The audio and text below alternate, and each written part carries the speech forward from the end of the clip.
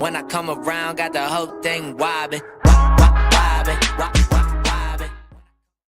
Hello guys, and welcome back to MVP Sports College Football Edition. I'm G, your host, and I'm here with my good friend, my co-host, Antoine again. How's it going, Antoine? Oh, good.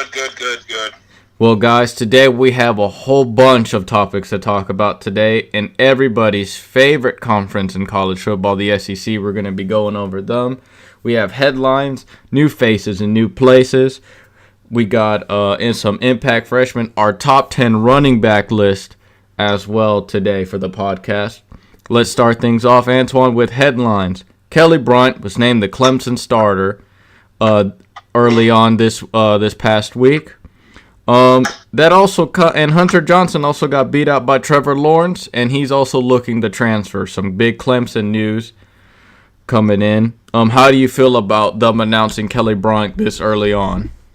The timing was a little bit weird to me as far as the time to go ahead and name a starter. I've always been the guy who either tries to name a guy either spring or going into the fall. You know, this is the middle of the summer. You know, what evaluations did you really do during the middle of the summer that would have given a guy a job or anything of that nature? Because you're not in pads, you're not in game plan, you're not focusing on that. You're probably just in the weight room and just in the open field. You know, coaches can't even participate in these practices. Exactly. So it's hard for them to really get a full evaluation. Mm-hmm. But at the same time, it's something that me and you discussed last podcast. Feel free to check it out, guys, where we cover the ACC. And you did bring up the question of who I would have started and how I would handle that situation of Kelly Bryant and the big name Trevor Lawrence. And ultimately, it's like pretty much what I kind of predicted. Kelly Bryant is going to be the starter. And you just pretty much wait until he messes up. Until he costs you a game, I think that's the only time Clemson's going to be benching him. Hunter Johnson got beat out by Trevor Lawrence. This isn't a surprise. And Hunter Johnson is looking to transfer now. Northwestern and Purdue are the headlines for the schools he will be going to. Last and final headline, USC is going to be playing Alabama in 2020 in Cowboy Stadium. And it's going to be a rematch of the epic beatdown that some of us have witnessed to and have yet to recover from.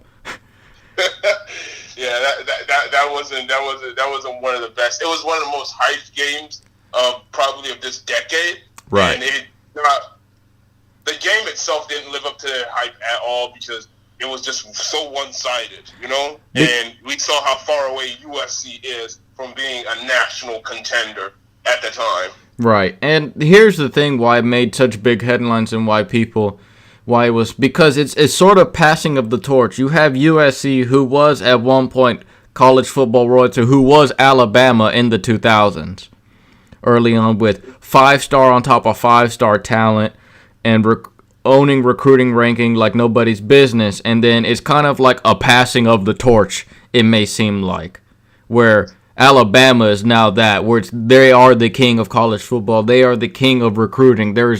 You look on their team like their third string could be a 9-3 team almost in any conference.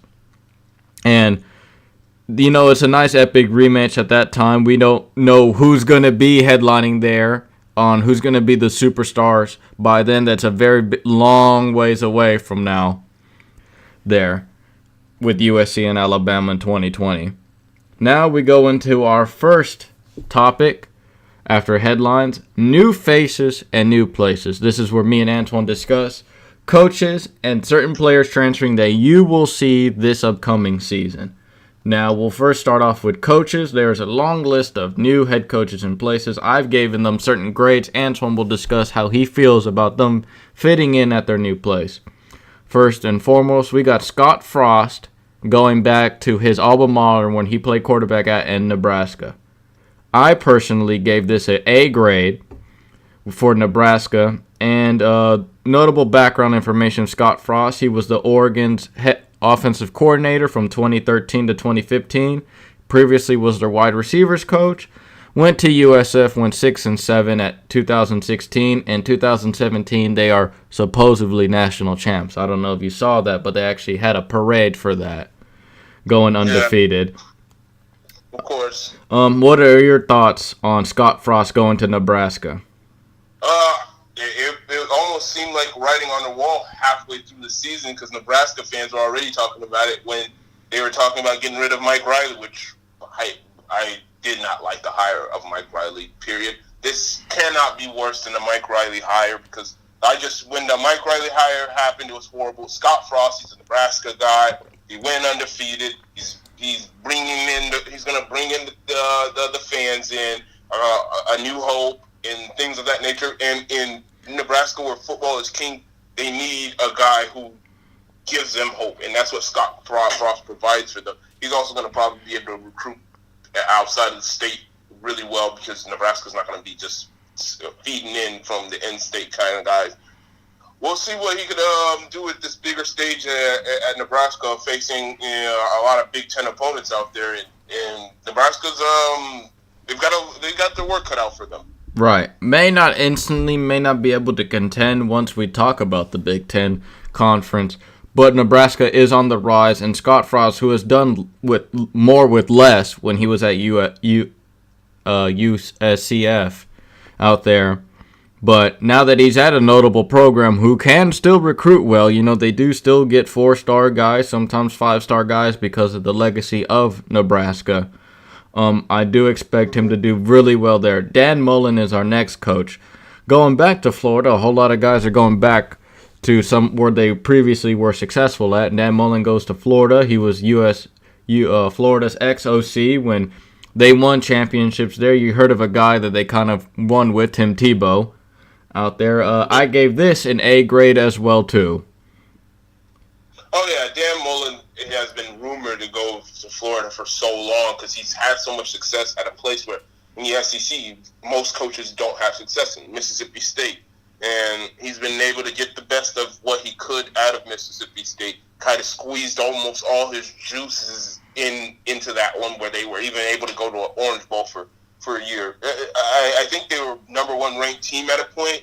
Oh, one time they were the number one. They were the number one ranked team at Mississippi State, and I really didn't think that was really capable considering you play in the SEC West. And he was able to do all he could, and there's only a certain level you can reach at Mississippi State that you ultimately at Florida you can create a dynasty. I don't really think at Mississippi State you can do the same thing. Right. I believe I 100% agree with you that he literally got all that he could out of Mississippi State. There was nothing more he can do there. He made guys like Dak Prescott and Nick Fitzgerald play to a much higher level with his offense. And I think going back to Florida, where it's like pretty much what we said about Scott Frost, where you have more tools in recruiting, you're going to get 5-star notable guys. They were getting 5-star notable guys when they were barely even relevant at one point with the Will Muschamp era. Mm-hmm. And they bring back and he knows what, that Florida style of play is. When they won national championships, he knows what types of players he can fit there. And I think you may see Florida come back into Providence, and we're going to talk about them later on in the SEC preview. Chip Kelly goes to UCLA, back to the Pac-12. Oregon's best coach, the father of the modern-day spread offense. Now, here's the thing about this. There's something that me and you have discussed before about now that he's going back to UCLA and over there in the Pac-12 where almost everybody runs some sort of spread that came from his sort of concepts, nobody's going to be shell-shocked by this, right? No. By his offense. His offense is pretty much something everybody has literally faced in practice at this point, yeah. and also offensive concepts that they even run themselves. Yeah, everybody's doing what Chip Kelly did, and that's kind of the reason why Oregon lost with Mark Helfrich. Right. Yeah, with Mark Helfrich, where they kind of lost their mojo was because that offense was no longer a shell shock to the system of what they do. So he might have to get a little bit more creative this stint around, more so than what he had the last one. Right. Do you believe it's an upgrade in his recruiting way of going to, is UCLA a bigger platform than Oregon? Oh, of course, but you might not be able to sell facilities the same way as Oregon, but as far as location, the prestige around it, academics, probably could sell UCLA a little bit higher than you can Oregon.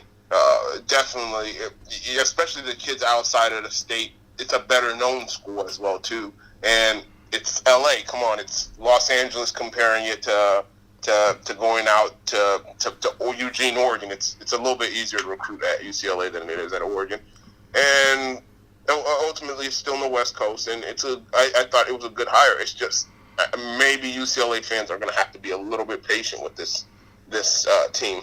Right. Jimbo Fisher goes to Texas A&M. I rank this an A, all-time winningest coach at Florida State, and he's a great recruiter. That's one thing I've always known about Jimbo Fisher.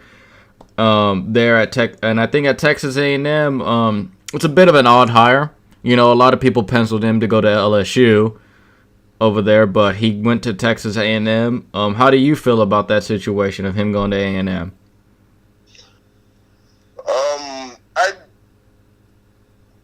I don't think that he upgraded for himself. I wouldn't have probably given an A. For A&M, for A&M, it's a higher, is an A. You know, right. But for himself, I think that he kind of moved a little bit backwards because he's going to have to try to recruit his own style of players.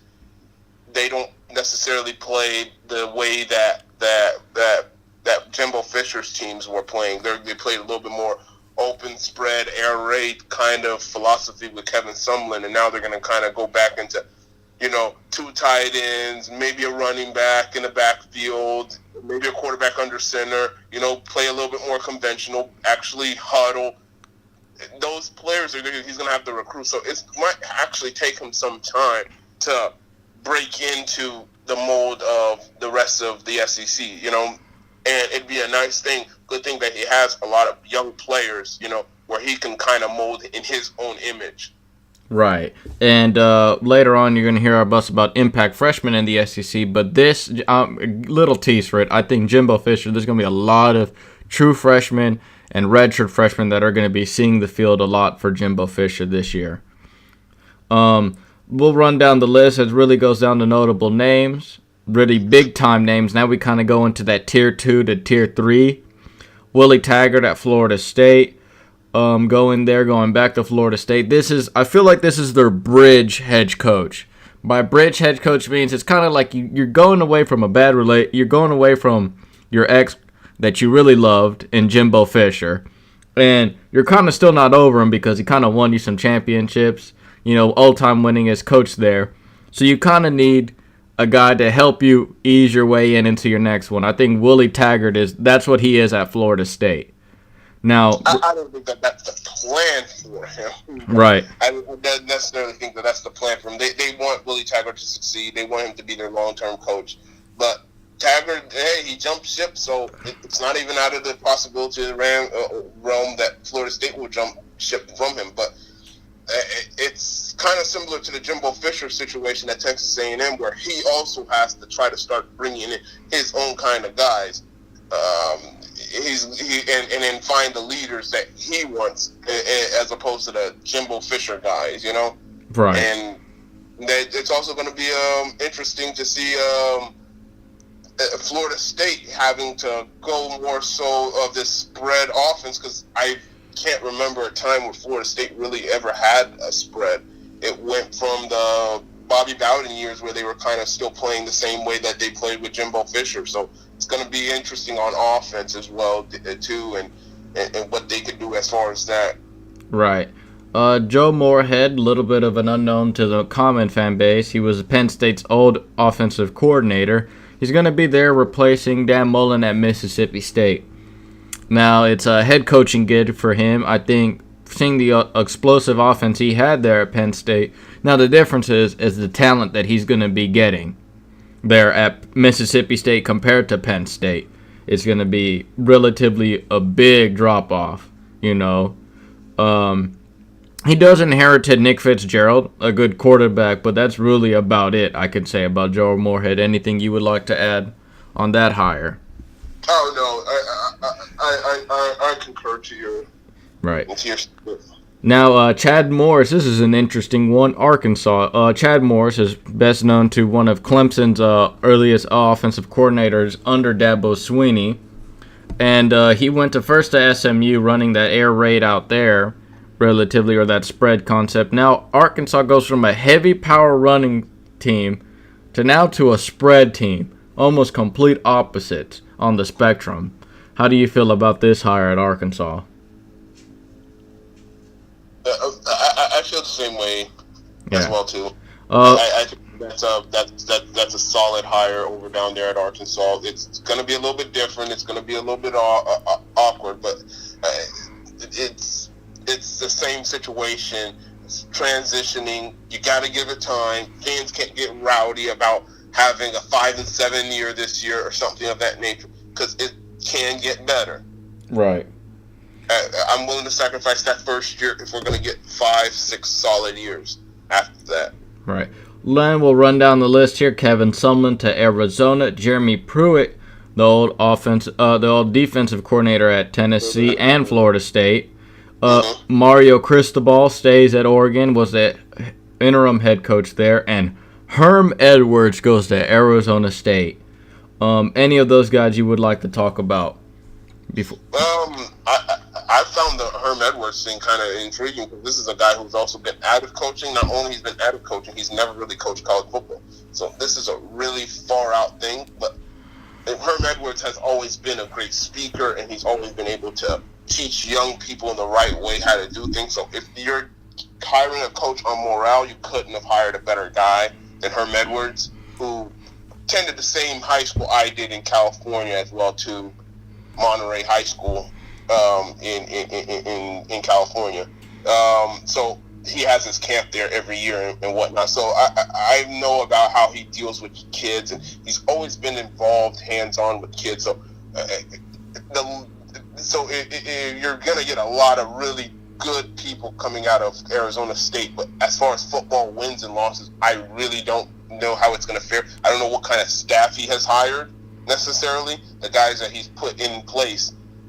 To ultimately succeed, because he's not going to be calling the plays out there. He's not going to be doing all that type of thing. He's going to be more hands-on to the head coaches and players, and focusing on as a team together as a whole, as opposed to just focusing in on one side of the ball or anything of that nature. It's not going to be X's and O's out there. It's going to be about being an actual head coach for him. Right, exactly. I 100% agree on that. We don't know what his coaching staff is, and if he does put in a great coaching staff, then the D- grade that I gave him may change around, but still, it is hard because Arizona State already, you can already look in the Pac-12 South is going to be one of the lower teams on that list, over there, even competing against Kevin Sumlin, who is a good hire there at Arizona to fit their scheme out there. Now, after all that, the coaches, now we get to talk about... I wanted to bring up one more guy. Yeah, go ahead. And I want to ask you a question. What do you think of Sonny Dykes going to SMU? I know this is in a big Power 5 school, but Sonny Dykes, how about him?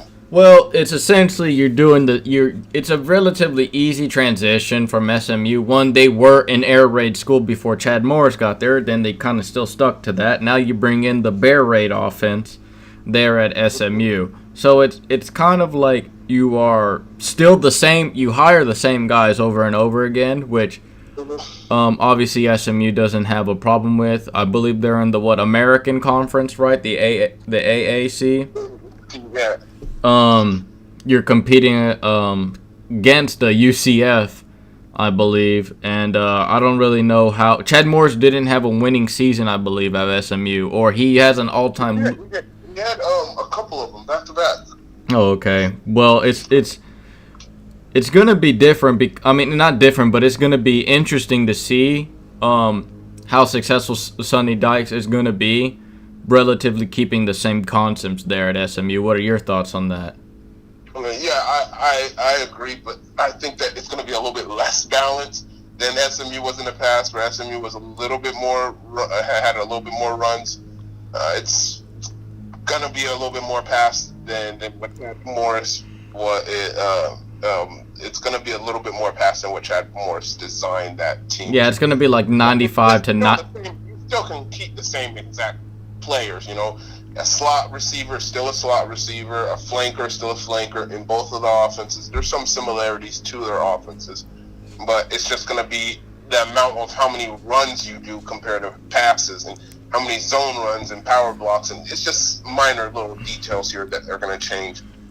Right. Ultimately, and I think that this is a gateway job for him to get another shot at one of the big programs anyway, so I don't think it's going to last long anyway, as those other jobs that we were talking about where we're looking long term. This one might just actually be a short term one. Get himself a real good 9-win season and get out of there.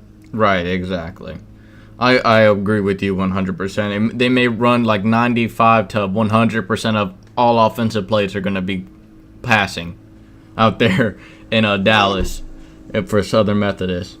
Now we go to players and new faces. There are some players here we may have already discussed about.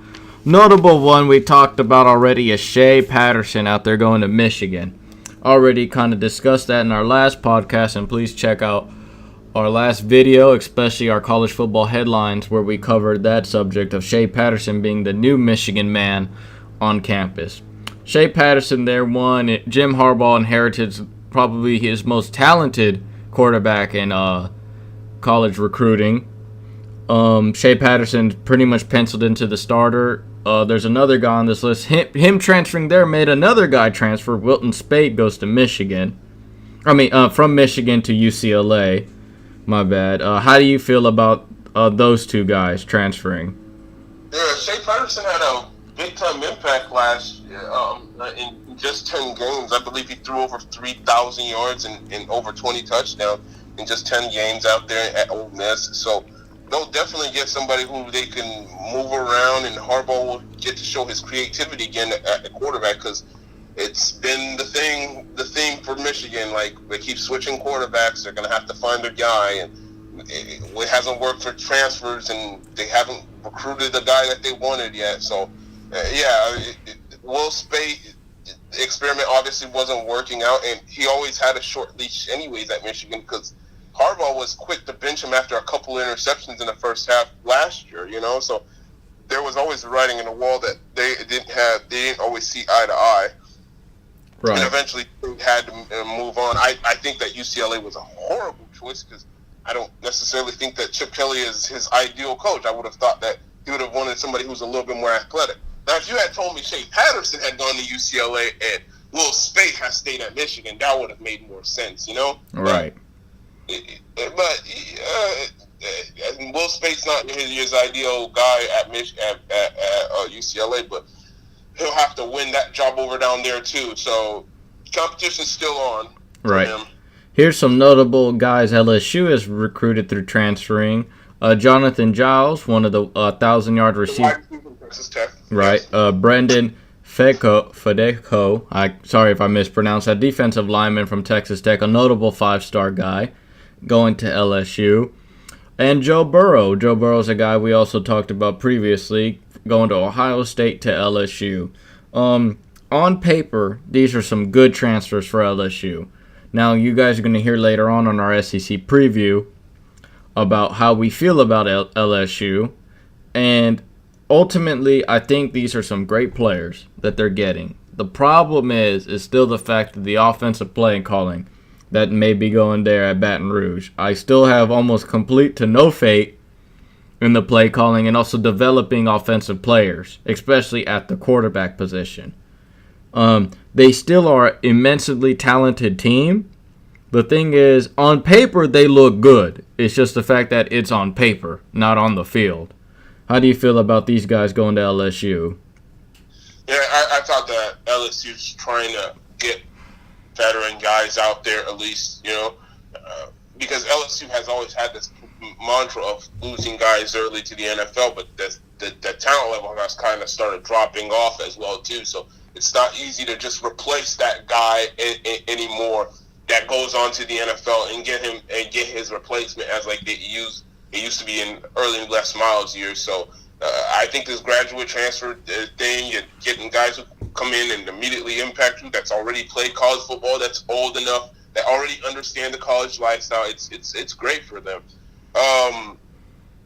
And we'll continue obviously talking about this in the SEC preview about LSU and where their problems lie and where their program is going to move forward from this point. Right. Terry Wilson, the number one JUCO rated quarterback, is going to Kentucky. We're probably going to see a lot of him, an explosive player there. Ricky Town goes from a junior college going to Pitt.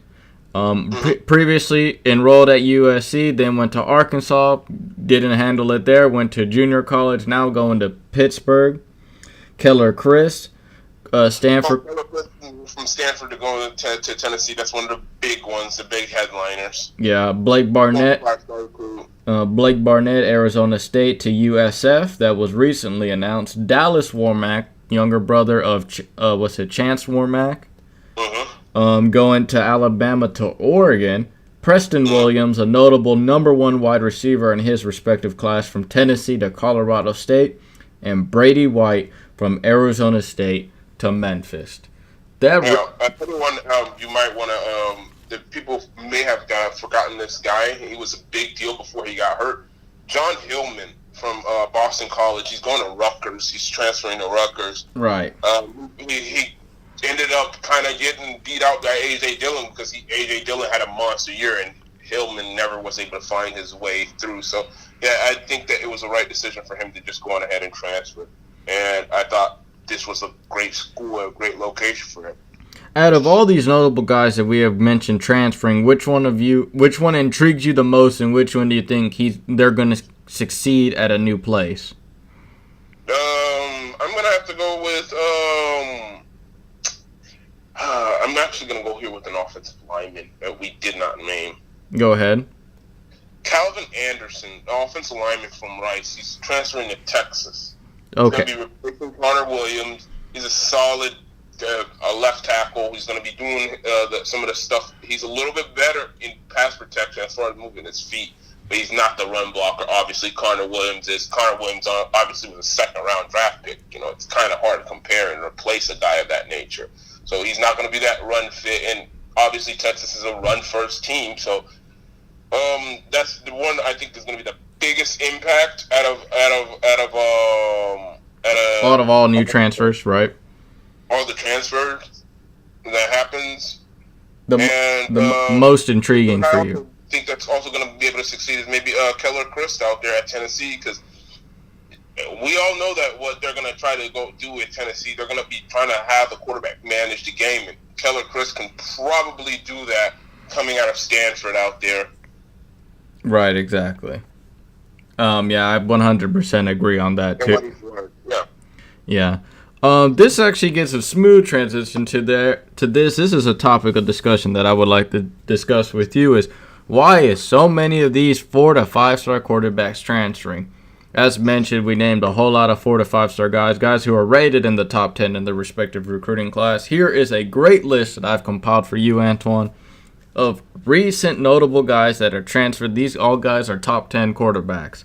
Hunter Johnson, Jacob Eason, Shea Patterson, Blake Barnett, Kyler Murray, Keller Chris, Ricky Town, Joe Burrow, Brandon Dawkins, Jalen McClellan, Quentin Dormady, Austin Kendall, Brady White, Kyle Allen, and KJ Carter-Samuels. All these guys at one point were a top 10 quarterback, and they are all on a new team, have transferred in all different situations, obviously. I did some research here from 2014 to 2016. 2014, 6 out of 10 top 10 quarterbacks transferred. Kyle Allen, Keller Christ, David Cornwell, Will Grier, Brandon Harris, KJ Carter-Samuels, all transferred. 2015, 6 out of 10, again, 60% of top 10 quarterbacks transferred. 8 out of 15 of the top 15 quarterbacks transferred. Jared Stidham, Blake Barnett, Kyler Murray, Ricky Town, Brady White, Travis Johnson, Quentin Dormady, Joe Burrow. In 2016, 50% of the top 10 quarterbacks transferred, 6 out of 15 top 15 quarterbacks transferred. Shea Patterson, Jacob Eason, Malik Henry, Patrick O'Brien, Thomas McVitie, Austin Kendall, and that's about it. 56% of top 10 quarterbacks transfer since 2014 to 2016. And this is But this is a high statistic that I would have never thought, especially early on in recruiting, is when I started looking in around 2009 is when I first started looking at college football, high school football and college recruiting, and it's just been crazy to me that these notable 4 to 5 star guys, these top 10 QBs are transferring, and you know, and obviously there's all different situations. You know, a guy like Kyle Allen and a guy like Will Grier go into 2 different scenarios. Will Grier, you know, transferred from Florida because of the alleged PED use. Where Kyle Allen was kind of like, both me and you have talked about this, of why his transfer happened is because Kevin Sumlin couldn't choose between him or Kyler Murray there at Texas A&M. Uh-huh. And here's another thing. When do you think was the last number 1 overall quarterback to not transfer?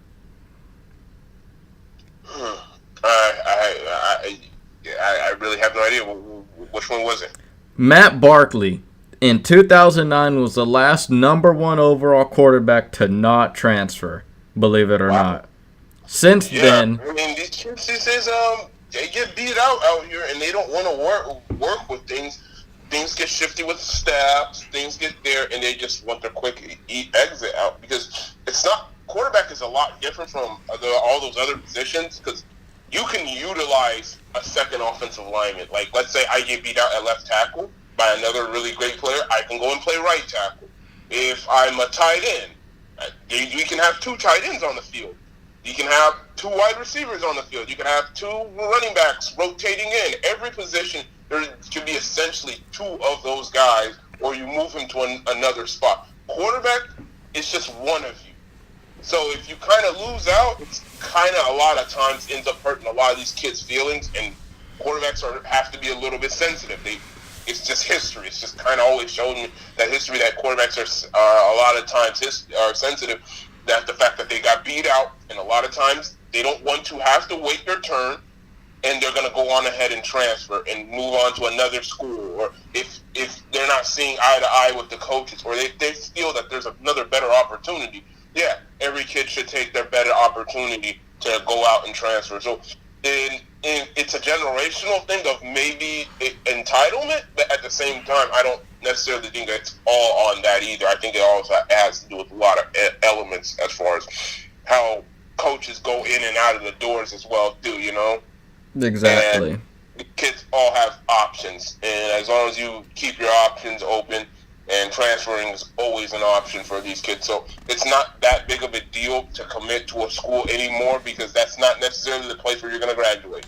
You know, recruiting should now have to say, like, when those kids put on the hats and stuff like that when they're getting recruited for the next 4 years, no, just say that for next year I'm going to be taking my talents too. Don't say next 4 years, because you're bogus. You know very well if you get beat out that you're going to go on ahead and transfer to another school. Don't act like you're going to attend that school for 4 years and you're so committed to it. Exactly. It's like I said, almost as high as 60% of top 10 quarterbacks transfer. So, yeah, and it's a trend. It's starting to be a trend with these quarterbacks. And, hey, they're kind of also they're also figuring out that, hey, that there's only one of these guys. They're not going to play 2 of us. Exactly. And a guy that I've noted, and then this goes into my next list that I kind of written down here, is notable guys most likely to transfer. I wrote Jalen Hurts from Alabama. More likely, Tua is going to be the number 1 guy there, and I full-on believe that Jalen Hurts would be the guy that's going to get beaten out, and he's most likely to transfer. Jake Fromm and Justin Fields, my bad, are guys that I have on this list as well, too. They kind of go into the same scenarios last year where Jacob Eason and Jake Fromm, almost, where it's kind of like if Jake Fromm messes up and Justin Fields comes in and dominates, well, guess what, Jake Fromm? Now you're now Jacob Eason on the team. You're now more than likely going to get beat out. It's not like they won't recruit another high-talented named quarterback in this recruiting season. And Justin Fields, if Jake Fromm comes out and wins, goes undefeated, maybe wins the national title, are you willing to wait, 2 more years behind this guy almost? Yeah. Jack Shears out of USC.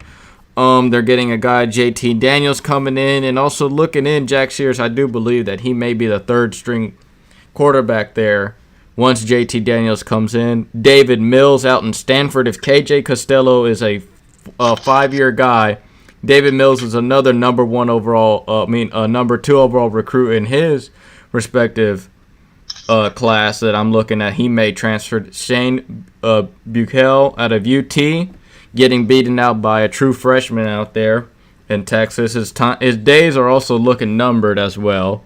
And Dillon McCaffrey looking to get beat out in Michigan. Now that Shea Patterson's there, pretty much guaranteed the number 1 quarterback spot out there. And all these guys that notable Jim Harbaugh guys that he's recruited. He has recruited a lot of quarterbacks since he's gotten there.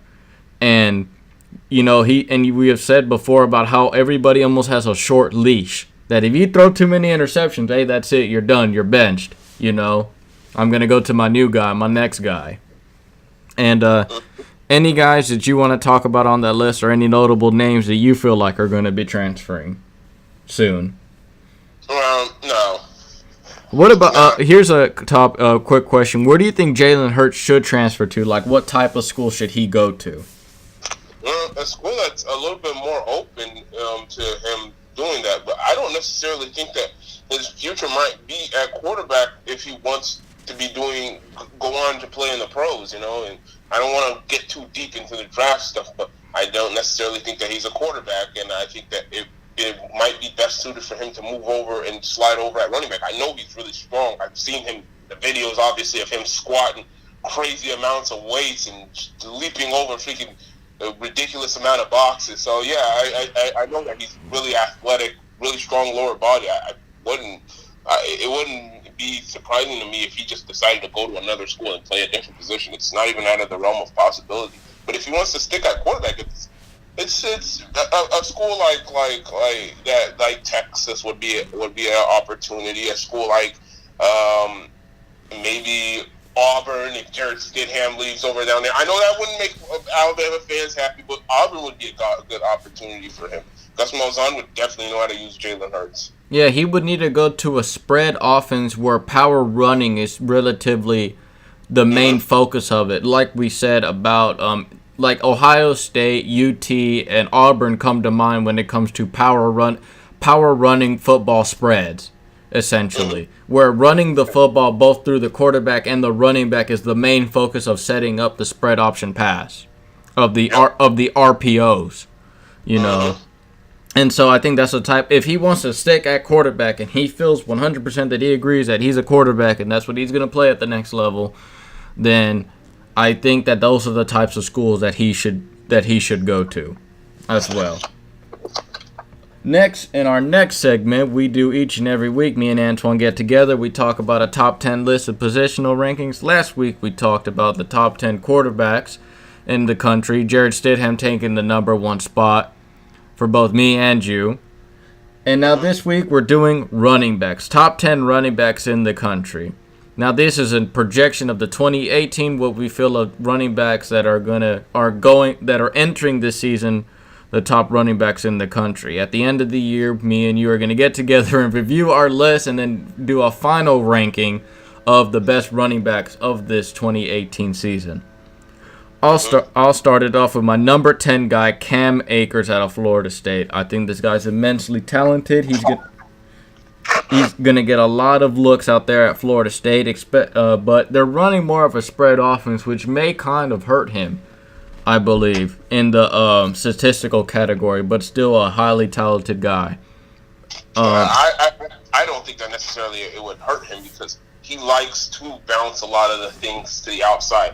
Running back is actually relatively a newer position for him, so having to line up in the backfield was kind of new to him because he played quarterback in high school. He just ran the ball a lot, to the point where everybody knew he was going to be a running back. Right. So Cam Akers moving over to playing in that zone blocking system, I think actually benefits him more so he can slide out. He likes to bounce it to the outside. He likes to get the creases. He likes the space. Relatively, that's where he makes and breaks most of his tackles. He's not a chain mover. They already got a chain mover kind of big, physical, downhill back in Jaquiz Patrick. So I think Jaquiz Patrick would be probably the only thing that really holds him back from having the year that he's supposed to have. Right. My number 9 guy, DeAndre Swift, out of Georgia, a true freshman last year. Buried behind the behind 2 top 50 draft picks, believe it or not, and Nick Chubb and Sonny Michel. And DeAndre Swift, it's now his turn to shine. UGA always pumps out good running backs year in and year out, 1,000-yard backs.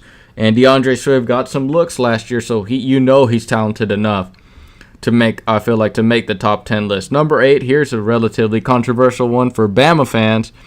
Damian Harris as low as number 8 for me entering into the top 10 running backs. For me too.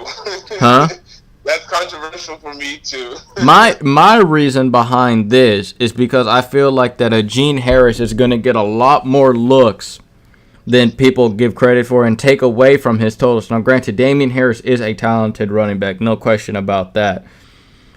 But I just feel like the guys ahead of him have projected more, are going to end up being a higher, have more statistical categories and probably going to be a better running back than him. And the fact that that his carries are going to be taken away from him from a Gene Harris. I mean, he had the same problem a year ago when Bob Scarborough was there. He had the same problem. Jacobs is going to still be there. They have talented backs at Alabama, obviously, and they're going to continue to recruit talented backs to the point where no one is really going to have the true whole feel, of being the starting running back all the way through. It's always going to be running back by committee. It's kind of hard to get. It's going to start getting harder and harder to get 1,000 yards. Right. Out of Alabama, yeah. Alabama, yeah. Number 7 to me is Stephen Carr. Now that Ronald Jones is gone out of USC, I will 100% believe Stephen Carr is going to be the man there on campus. I do feel like there is relatively a drop-off between him and Cedric Ware and the other running backs behind him where he's going to be relatively missed due to injuries that he has suffered his freshman year. And he has suffered throughout the offseason this year, but I still think, he's one of the most talented running backs in this country, and he's going to be on the name of a lot of people's mouths and he's going to be recognized this year of being a top 10 running back for me. His biggest thing that's probably could make him not be on this list as well is going to be whether or not he can stay healthy. He wasn't able to stay healthy in high school, and he wasn't able to stay healthy his freshman year. So if this health thing continues to be a problem where we don't know if Stephen Carr can play or not every week, it's gonna be hard to really put him in this list of top 10 players. Health is ultimately the biggest jump of being a success or being a bust a lot of times in sports. So with Stephen Carr, if he can stay healthy and show us that he can stay healthy for a year, he can definitely be on this list, and that's the breaking point for me, at least. Right.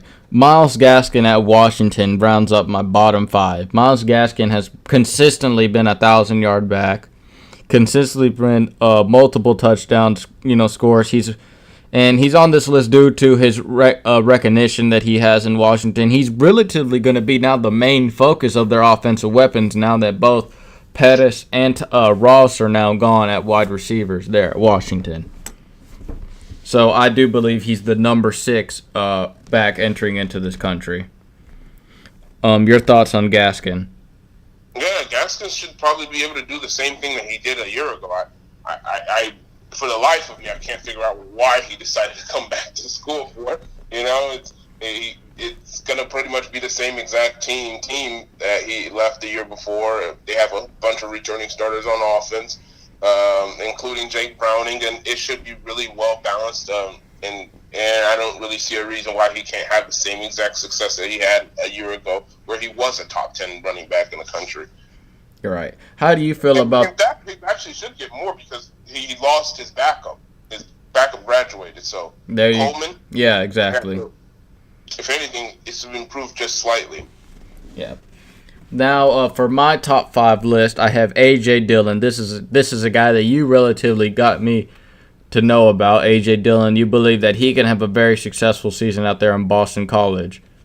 Oh, of course. It's going to be him or bust, and they're going to tote the rock like nobody else because the rest of the ACC does not play the way Boston College plays, outside of maybe Georgia Tech, but Georgia Tech does whole triple option. They're not, and there's no power-based team that's going to line up with 2 tight ends, maybe even in the 9 formation, and pound you into the ground. And there's really nobody that does that in that conference, for say. So it's kind of almost a little bit of a shell shock. It's a little bit something different to prepare, and he's going to be the deciding factor of how successful his team is. And we can see really big numbers from A.J. Dillon this year. Right. Here's my number 4 guy. A lot of people, I don't know if you guys know about this freshman, Devin Singletary out of FAU. Now, this guy, believe it or not, had over 1,900 yards rushing and 32 touchdowns. And most of America doesn't really know him. But they come around December and January, most of the country will figure out who he is, and they'll look at those numbers and be like, wow, how did we miss out on this guy? Exactly. And especially in recruiting rankings, there's going to be coaches going to be like, this guy ended up at Florida Atlantic, which makes, Lane Kiffin out there and also Florida Atlantic a very interesting team. They were a very fun team to watch last year, and this guy returning. Yeah, and I'm seeing a lot of talent in that team, too. Lane Kiffin might have did his homework on some of these players over here on this team because he's got a lot of talent over down there at Florida Atlantic. A couple of pros that when it comes around February and we start talking about the NFL draft, I'm going to be mentioning. There's a few of them over down there at Florida Atlantic. So, yeah, he's definitely accumulated a bunch of those guys, and Singletary is definitely the highlight of the entire team, and he's probably going to be the showcase for their team. Exactly. 32 touchdowns is a lot of points to be putting up on people. Yeah, considering they're also a pass-first team, too. Exactly. And the fact that you almost put up 2,000 yards, the fact that you almost put up 2,000 yards on rushing and also 32 scores, On a pass-first team. Yeah. J.K. Dobbins is my next guy. A whole lot of young guys on this list for me. J.K. Dobbins, I believe, had 1,400 yards at the end of his freshman season, and looking to continue to add on to his totals, his career totals out there at Ohio State, a power running football team. He easily took over the guy. I think Weber, a lot of people thought Weber was going to be the face of Ohio State's offensive game last year. And J.K. Dobbins exploded onto the scene his first game last year. Immensely talented freshman, and he's going to produce well his sophomore season. I do not expect him to have a sophomore slump. What's your feeling on J.K. Dobbins? Absolutely. I think that he's going to even improve upon his season that he had last year. He's kind of relatively made Mike Weber, who's also a talented back, probably could have been on this list had he not been behind J.K. Dobbins, irrelevant. That's how good this guy is. He has some of those Barry Sanders-esque moves. I've seen it, the spin move that he did against Indiana in the first game of his career, and all of the jukes and the way he can cut through. He's also powerful, strong lower body. This is your prototypical Urban Meyer back that he's looking for at Ohio State. It's not like how he had back at Florida where he had those really fast guys, Jeff Demps and Chris Rainey. This is more power football. He's closer to Ezekiel Elliott more so than to those guys that Urban Meyer had in the past, and I think that this was a great addition on this list. Yep. And now to the 1 and 2 guys, kind of like last week where we said our 1 and 2 guys are almost undebatable at 1 and 2 at quarterback. Here it's also relatively the same thing. We got a true freshman and we got a senior on this list. We got a Heisman hopeful of last year. Bryce Love is my number 2 guy. Bryce Love was arguably the best running back, and more undebatable sometimes that he was the best running back in all of college football last year. Now, returning-wise, both me and you discussed this when we get to our draft podcast, that we felt that it was really not smart of him to come back to Stanford. this year after running on a big high in his career last year in Stanford, being the main guy, putting up ridiculous stats, and being a Heisman hopeful. You know, all you're doing is putting more tread on the tires for your draft stock, and you can go nowhere but down at this point. Last year, he would have been a relatively first-round pick, where this year it's kind of like you're now fighting to be a first-rounder. Now everybody's going to be criticizing you, but the talent is still there 100%. You know, returning, he is the second best running back for me in all of college football. How do you feel about that? Yeah, Bryce Love is a home run hitter, has everything, has the visions, all that. He's not necessarily a power guy, and durability was also a concern for him. You saw him hobbled at the end of the year. Can he take this withstand again? Like, he's taking a pounding that he's not getting paid for. So essentially, he's doing something that is gonna hurt him in the long term necessarily, but he's making the sacrifice. He wants to go out there, finish out his career at Stanford, play out to his senior year, add more carries, and do all of the things that he's going to get. But definitely on talent alone, just because he can hit those home runs, more so just as good as any running back I've ever seen at Stanford, including Christian McCaffrey, because he's just as big of a home run hitter as him. That's what makes him probably in your top 2 or 3 backs that you're talking about. And number 1 for me is Jonathan Taylor, true freshman out of Wisconsin, now being a true sophomore. A guy who not really shattered, but you get what I'm saying, broke all of Adrian Peterson's freshman rushing records in the Power 5. Now, granted, Devin Singletary did break those records as well, but he did it in a, what did they call it? Group of 5. Yeah. Group of 5 conference, where Jonathan Taylor at Wisconsin we're playing against great competition, has put up over 1,700 yards and easily, I believe, almost double-figure touchdowns, and broke all of Adrian Peterson's record. I believe he is the number 1 back in the country, and you're going to hear his name being called in New York. Now, I probably jinxed the guy, but I believe that as well too. But if I could add maybe 1 or 2 more honorable mentions. Go ahead. This list, I might actually be able to put. You can also put Rodney Harrison of Oklahoma and Justice Hill of Oklahoma State, both in there as far as running backs that you can talk about in the top 10. Right. Yeah. It's like I said about this. This list was a little bit harder than the quarterback list because there was just so much guys on top of guys that were just immensely talented that it was just hard. It's like you said about the Oklahoma and Oklahoma State guys. Like, you can argue that they could be better than Cam Akers or whoever your number 10 guy is. Who's your biggest in this list? What's a guy that you believe I have ranked too low or too high? I would have probably put Damian Harris on his talent, but if you're going to start accumulating yards and candidacy for All-American, I wouldn't put him as high. So I pretty much agree with most of the ones you had on this list. Right. And ultimately, right, I believe that Jonathan Taylor is going to be the best back in the country when we talk about this at the end of the season. What about you? Do you agree that Jonathan Taylor? Yeah, Jonathan Taylor, I think can be the number 1 running back, but he's not the most talented of the running backs. There's always a difference between those two. 100%. I would rather take J.K. Dobbins out of Ohio State. I thought that you might have cut a little bit short out of all the running backs. I probably would have had him ahead of a lot of other running backs. So, yeah. I mean, I have him at number 3. The only 2 guys he can jump is Bryce Love and Jonathan. Those other 2 running backs, I could see him getting over Love. Oh, yeah, I do believe that as well, too. I could see him even ahead of Jonathan Taylor, but the only thing that's going to hold him back is him having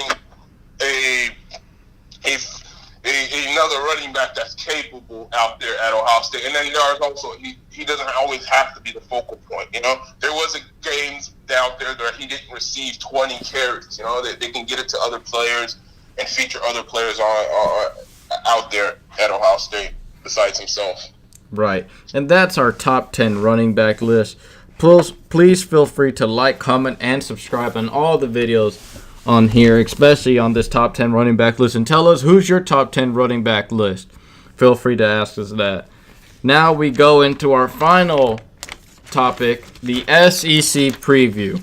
Now last week we did the ACC, and up there we talked about how Clemson has to be, the favorites to win it all. Here, well, I have at least 3 contenders here for playoff teams, but we'll talk about that later. Here is my SEC preview, both for the East and the West. In the West, I believe Alabama's going to go 12-0. The only game of concern for Alabama is Auburn, which doesn't come to a surprise because each and every year the Iron Bowl seems to always have sort of miraculous play or go into the fourth quarter or whatnot. And I think that this year Alabama is relatively set up. I do love the talent Alabama has created there, and I do believe they picked the best quarterback to be their starter. Granted, they haven't released who's the starter yet, but Toa looks to be the guy. In the East, yeah, go ahead. Their schedule plays out. I'm looking at it right now. Their schedule really plays out to be a kind of a walkthrough for the first ones. I really can't see anyone really being a challenger or a contender, because even if they play a sloppy first half or something of that nature, they could always impose their will at some point in the second half against every one of these teams. You look at Louisville, Arkansas, Ole Miss, Texas A&M, UNL, Louisiana, Lafayette, Arkansas, Missouri, Tennessee, LSU, Mississippi State, the Citadel. None of them, even if you take a lead at them and try to hope and hold still, your lead is not good enough. I don't think that there's anybody on that schedule that I see that can possibly beat them. Right, exactly. I have them going 12-0, and Auburn being the only game. Auburn as well, too. Yeah. I don't think that even Auburn can even hang with them right now. Auburn's Alabama's on a whole new level as far as how great they are. Although they do have a lot of young players on their defense, a bunch of new starters. They lost a bunch. I believe that they only have 3 returning starters. Terrell Lewis, you can kind of put him as a starter as well, too, because he got hurt in the first game against Florida State and didn't play the rest of the year. Right. But other than that, everybody else on that defense is coming back, and it's not is brand new. Him, Isaiah Bug, Raquan Davis were the only few ones that are coming back for Alabama this year. Auburn is next on the west side that I have going 10-2. The 2 games of concern I have for them is Washington and Texas A&M. Now, the 2 games they lose to is Georgia and Alabama. To Georgia, who I am going to talk about being the best team in the East. Auburn kind of has a rough schedule with those, but I do believe that they should be able to beat the rest of their competition easily. Now, yeah, go ahead. LSU always plays Auburn hard, so that one might be a one that might get close. But overall, I think that the better of the 2 teams is really Auburn, and Auburn should win this game. But for some odd reason, LSU always plays Auburn really well. Right. Speaking of LSU, here's the pick that I have. I believe that they're going to go 6-6 this year. This is very. The thing is, I think 6-6 is relatively where I think at their best they can go 8-4 with the talent they have. I have them at 7-5. But yeah, but you get where I'm going with this is the fact that I looked at their schedule when we were talking the other day off air, and I went and looked at LSU's schedule, and I marked them down for 7-5. It's a rough one. It's not an easy schedule by any means necessary. They're going into the swamp. They're going at Auburn. They're going to have to face Alabama. They're facing Miami at the beginning of the season in Arlington. These are not walk-through games. They have a rough schedule, plus a bunch of new guys. Yeah, exactly. Well, which we had mentioned. It's like what we were teasing at about LSU is that you're getting a whole lot of these transfers and stuff like that, but ultimately I don't know how well you're going to do with with them offensively. I have yet to see them produce, be able to get any sort of competent level at quarterback. except when they had Zach Mettenberger, and that time that was the 1 year that they didn't decide to play good defense. Mm-hmm. And it's kind of I understand they are immensely talented there. They do have notable, wonderful guys out there. It's just the fact that I think their coaching ultimately fails them. And the schedule, they got really screwed on the schedule this year, I believe. Yeah, but they put that schedule on. Exactly. They put that schedule for them. So, blame that in the conference people. But at the same time, it's a hard schedule. You got to go and fight through it. Nobody said it's going to be easy to win over at LSU. And they have enough talent, but it's going to come down to who wins the quarterback battle as well too, and how well they play. That's what it's really going to come down to. But I'm really seeing 7-5, 8-4. Yeah, right. Yeah, 8-4 would be a best. Probably like the high end. So like, it's still not going to make that much of a difference. It's still going to be a rough year. And a lot of people are going to be asking for Ed Orgeron's walking papers. Oh, yeah. Next, here's another surprising team. I have Texas A&M going 9-3 this season. I believe that Jimbo Fisher is going to have a lot of early successes, and it's going to be a lot on the young players out there. This team is going to be overhauled on a lot of young talent. You're not going to see a lot of senior to even junior guys on the field this year, and I think that Jimbo Fisher's going to make them play better than what they're supposed to be. He's going to get the best out of in a sense, not really worse situation, but I think he's going to surprise a lot of these teams, and the teams that I have him losing to, obviously Alabama and Auburn, but I do believe he can beat in LSU. He can beat a Mississippi State. He can beat an Ole Miss and an Arkansas this year. But that youth could bite him, in the ass later on, where he could end up going 6-6 because he started too many young guys who aren't ready for the big stage. But yeah, I have Texas A&M going 9-3, and relatively to round out the other teams, Mississippi State 7-5, Ole Miss 4-8, and Arkansas 6-6 for me. On the east side, Georgia, I have them going 12-0. They have set up really well. You don't play Alabama. The only game you really play is Auburn. And even then, I still believe that they're going to pretty much beat them. The only game in question I gave them was Auburn this year. How do you feel about Georgia's outlook this year? Yeah, but they do go into some hostile environments early on. They have to face South Carolina.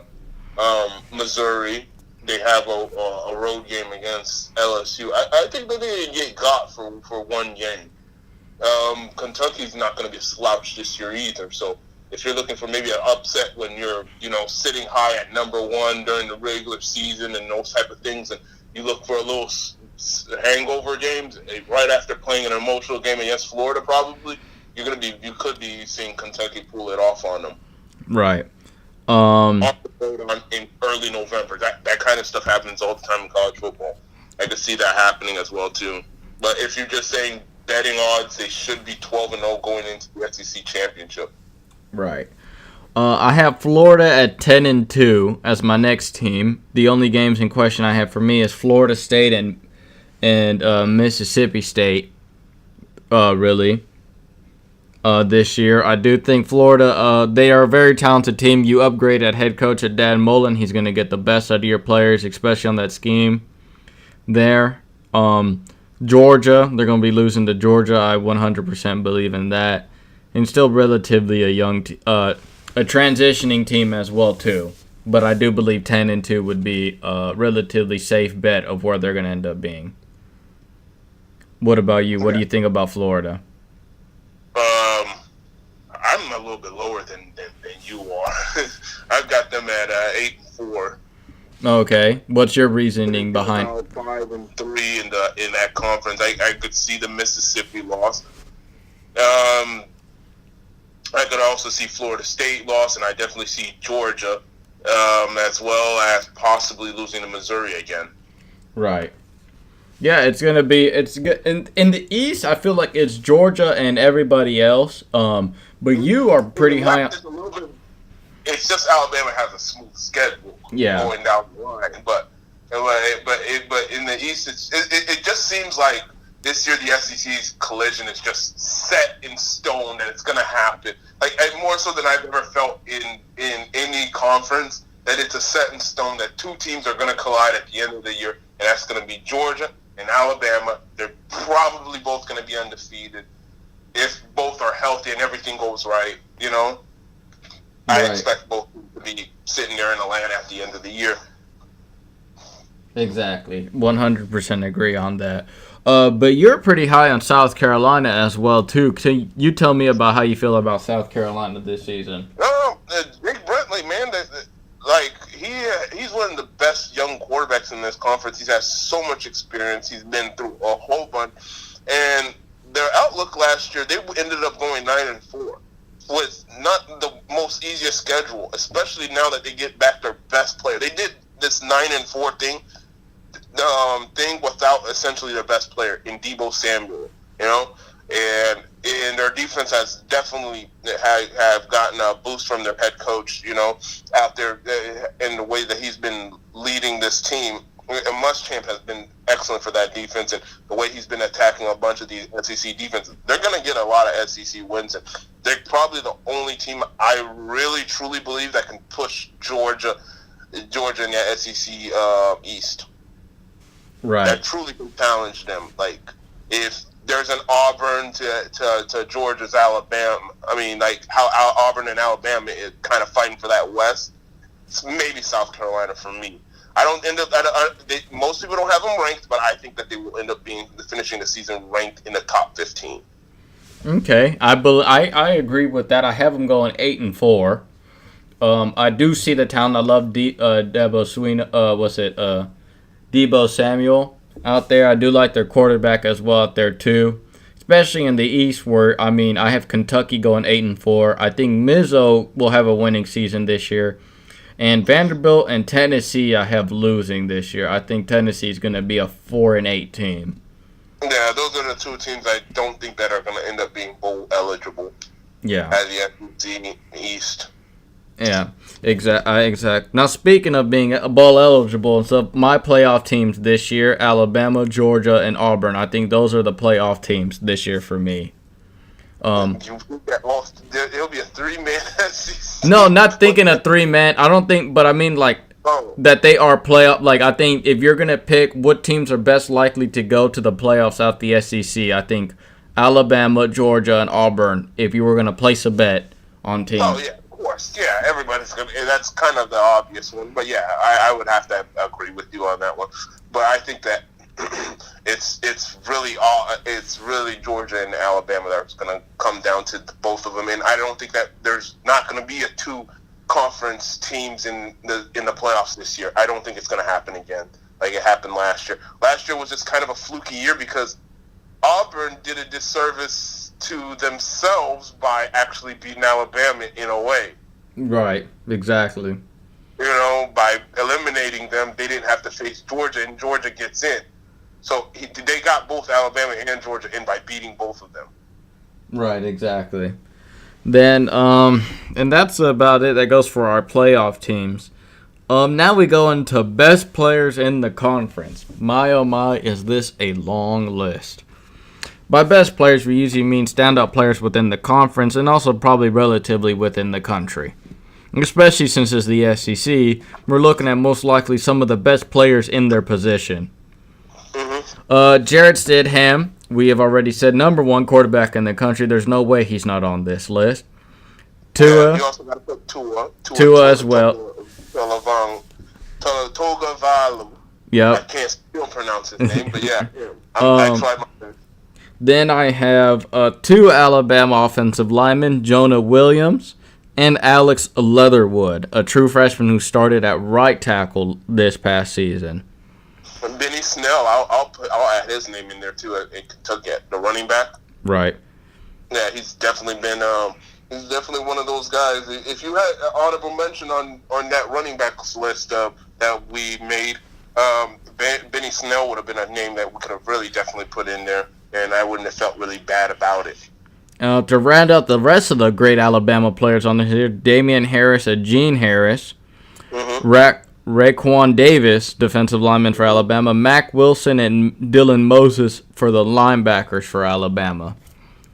Any other Alabama guys that you feel like that I did not mention on here that should get some love? I like Tavon Diggs. I for the short period of time when he got to play, I really liked what he was when he showed out there. I also would be interested in seeing how Terrell Lewis comes back from his injury, because he had a bunch of hype last year, but he just ended up getting hurt in the first game of the year and didn't get the opportunity that most Alabama edge rushers would get. Right. Then we have a whole lot of Georgia players as well too. Jake Fromm, Isaiah Wilson, another notable true freshman tackle that started last year, DeAndre Swift, and their wide receivers here, Terry Godwin, Ridley Ridley, McCole Hartman. Now here's the thing I've asked you outside the podcast. What wide receiver core would you have, Alabama's or Georgia's? I would think Alabama. What's your reasoning behind that? Jerry Jeudy. That's it. I mean, Riley Ridley is a good number one, or Terry Godwin, but they're not Jerry Jeudy. I would take Jerry Jeudy over all of those guys. So they're both teams have loaded at wide receiver, but they don't have that number one wide receiver like Jerry Jeudy. You know, that's what Georgia is kind of missing out. Like if everything goes all out and fails, this is the wide receiver that I'm going to go to, and that Georgia doesn't really have that guy. They have a bunch of really good guys. A more balanced receiving core is Georgia's, but if you had to go and compare which one I would take Alabama's. Right.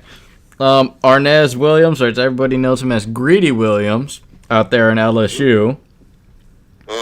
Greg Little out of Ole Miss, Nick Fitzgerald out of Mississippi State, Drew Lock out of Mizzo, Kyle Phillips and Shai Tuttle out of Tennessee, and Daylon Mack out of Texas A&M. Any other guys that you feel like I've missed out on this list for best players in the conference? Did you mention Drew Lock?